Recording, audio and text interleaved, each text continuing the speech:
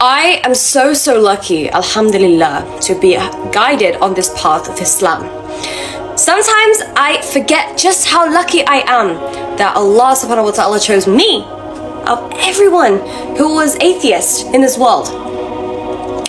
And you know, today I was speaking to a non-Muslim individual, actually an atheist individual, okay?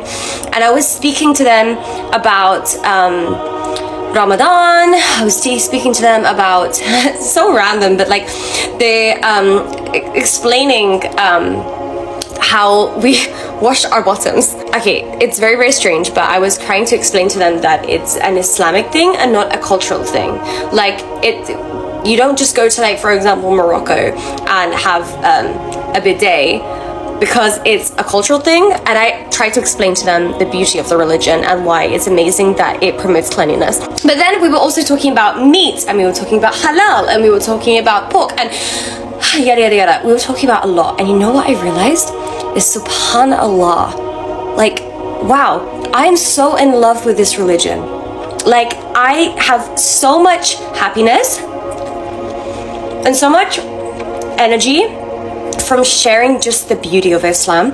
Like, does anyone else get that? Like, and I came out of that conversation like, wow, I do not, and I take for granted, and I openly admit that I take for granted all the knowledge, all of the beautiful things that I've learned about Islam that make Islam so special to me and to everyone in this ummah. I just feel like sometimes it's nice to speak to a non-Muslim about Islam, because it makes you realize all the beautiful reasons why you follow this religion. I hope someone understands what I'm saying.